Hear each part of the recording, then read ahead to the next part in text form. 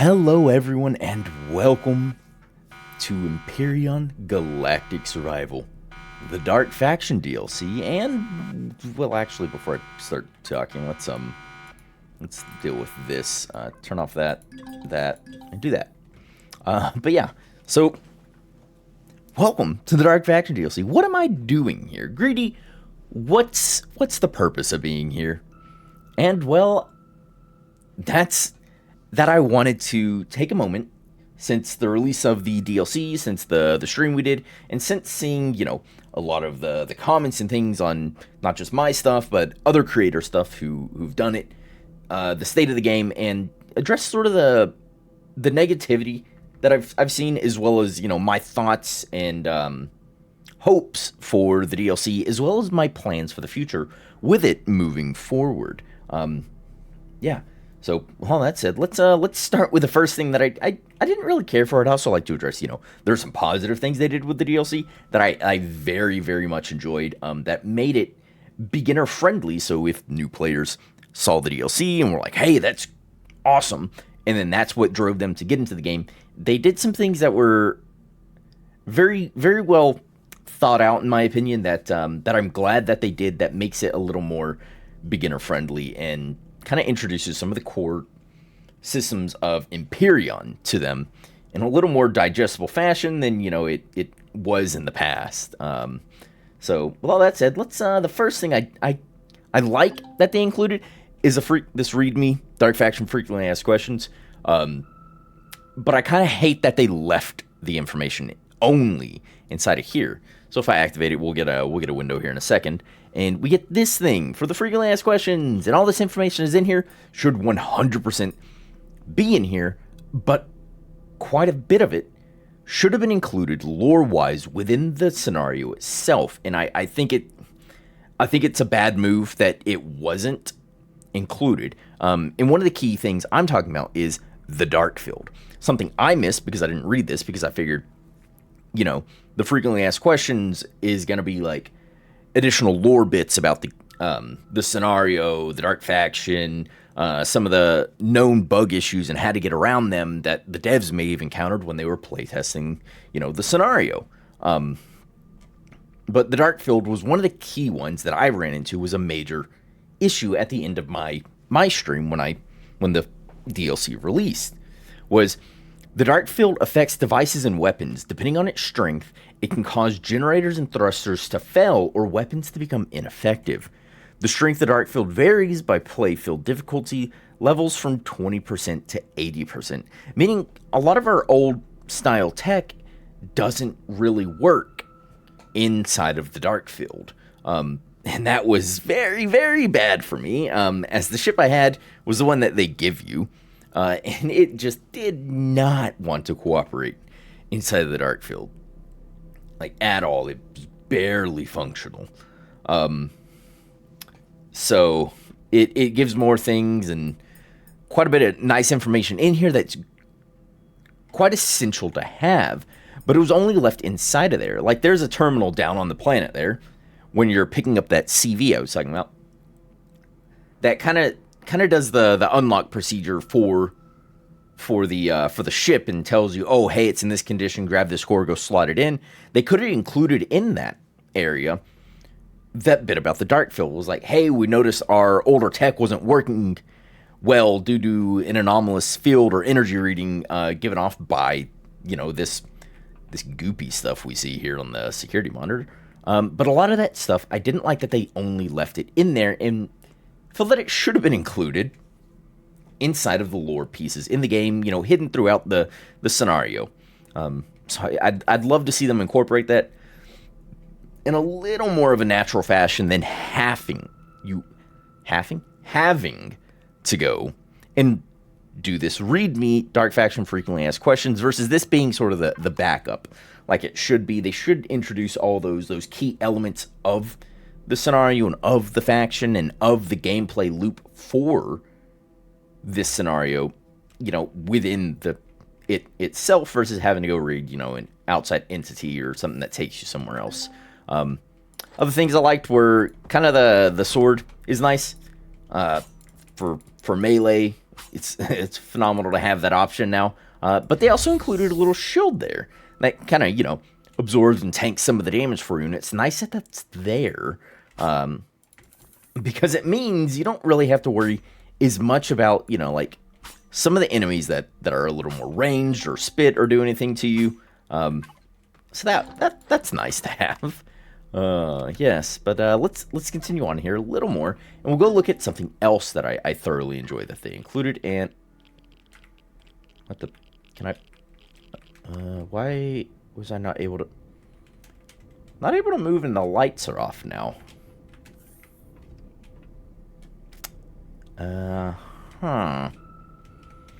Okay. Yeah, the grav gen is off and the generators are off. Alright, that's a new bug they probably want to address. Right. Okay, but the hangar. And this is sort of an example, or the example I was talking about, of introducing the newer players to some of the core systems of Empyrion. And that's placement of blocks, of thrusters, of the core, of sort of that system, and kind of right here explaining to you the use and the rotate and all the buttons that do the things and whatnot. So it's nice that they included that for newer players to be able to see and be introduced to some of those systems beforehand, which is great. Also, why is my temperature so low? What is... Whatever. We'll just stand in here. It's nice that they did all of that, but, again, going back to the freedom to ask questions things, they could have included that information within the scenario itself, and I think they rather should. There were also a whole host of, visual issues, gameplay loop issues, just sort of what felt like unfinished and only roughly scripted missions, like going and forming the Alliance, like going to the Zeraxian homeworld, the Talon homeworld, the Polaris homeworld, and the homeworld of the UCH, to kind of get them to come together and fight the Dark Faction, where it just sort of, you just flew there, dropped to the planet, and it just ticked it off. You didn't actually have to go to a POI or anything, and you just sort of unconditionally got their support, which felt really unnatural. I feel like they could have done so much more with it. I feel like they could have wrote in lore pieces like the Talon, who are all about nature and sort of more simplistic living, being attacked by this infestation-like thing. You have to go and help them destroy one of the dark pillars on one of their worlds to kind of garner and gain their trust. Same with the Polaris, show them that they can be liberated from it too, and letting it run rampant is a massive profit loss or sink for them, and that sort of be their motivation. And then the Xerax, who hold vigil against the Silence, or the Legacy as we know them, who hold that vigil against them, seeing this as an equivalent threat and mustering a force to go with you and showing them that victory is possible by, again, destroying a dark pillar in their sector of space, and a lot of things that they could have done better lore-wise and everything else. I very much would like to see improved and expanded upon in the next, at least starting in the next few months. And that brings me to a lot of the negativity that I've seen around it. And I'm not going to say you're wrong, because I don't know. I will say that you don't really know either, unless you are an employee over at Elion, the development studio for Empyrion here. So unless you're one of them, you don't really know. You can make some educated guesses about things and whatnot, but I would say reserve those, and I'll get into that in a second.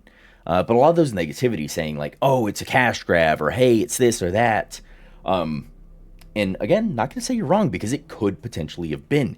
It could have been a way to influx cash into Empyrion to show the new publisher that they just got. The same people who publish Conan Exiles are now publishing Empyrion.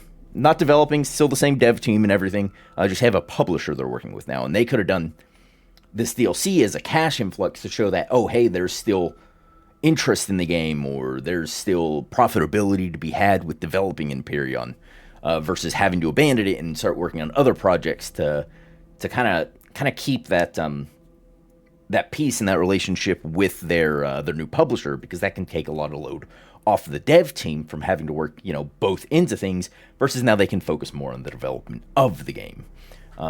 So they could have done it that way. It could have just been like, oh, we just, show profitability or just get a bunch of cash and then abandon this game to go work on the next.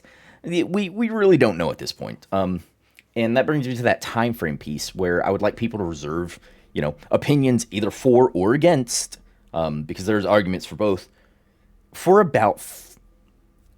a few months. And myself, I'm going to give it about a quarter, which is about 3 months, which is 3 months for a year.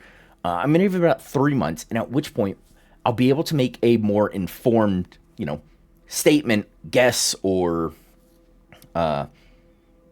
be more informed in my opinions on, hey, what happened with this game. And by no means do I think that everything about the Dark Faction is going to be fixed in 3 months.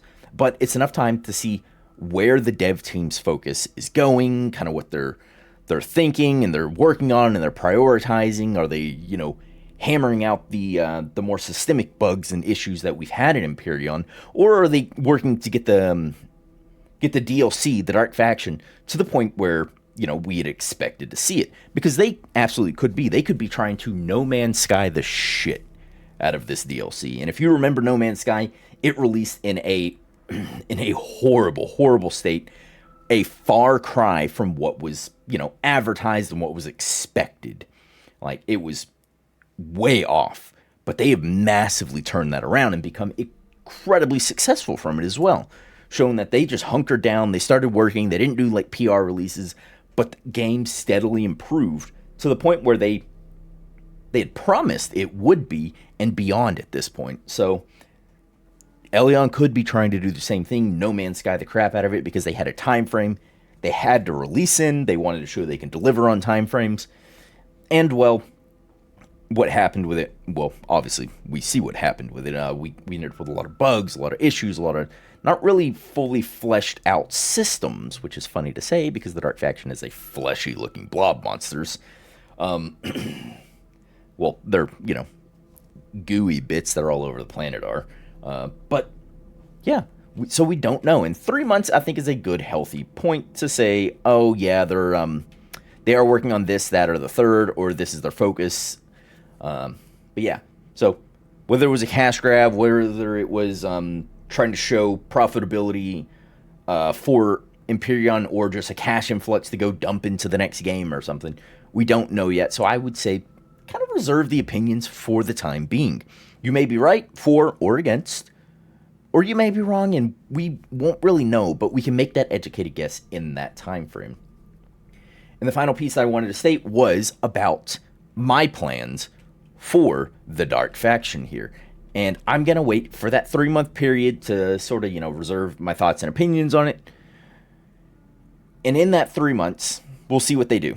And once it's up, I'm going to run a series on the Dark Faction and sort of see and document for myself and potentially others, like, what became of the DLC? How did what was improved, what was fixed, what was changed? And I want to run a little series to kind of get a little more in depth with a lot of the systems that I just sort of skirted over in my speed-esque run style that I did for the stream, because I wanted to show off as much as I could in that time frame to show, hey, this is sort of what it looks like and how it plays and feels.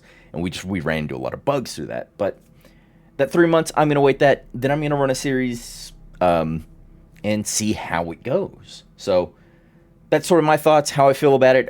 Things I felt like they could have done better with the frequently asked questions, including things lore-wise, fleshing out the missions, the negativity I've seen for a lot of the comments. I say reserve it for now. You may be right. It may absolutely be a negative thing, or it could be a positive thing that these weren't able to deliver to the level they had desired initially and are working to get there now. But I would say reserve, some of those opinions and things for the time being to just see kind of what happens, and then we'll really know what is going on when we see what their focus is over about the next 3 months is what I'm going to give it, because that's a good a good litmus test of like where their focus is. So yeah, but that's gonna do it for this video. It's actually gone a little longer than I wanted it to. I wanted to try and keep this 10-12 minutes max, but probably gonna be about 15 at this point. But that is all I had to say. That's my thoughts on everything and my plans for the Dark Faction moving forward. In the meantime, I will be continuing my Reforged Eden series, maybe doing some more vanilla play as well as you know, the building streams will be coming around a little more often, hopefully, in the next few weeks and months, and in the coming days of our lives. Hopefully, I can do more. But like I said, I don't want this to go super long, so thank you everyone who stopped by. Thanks for listening to me ramble on like a goober on the internet like I normally do. I appreciate you. Thank you. And I'll see you in the next one. Oh, and as always, stay safe out there.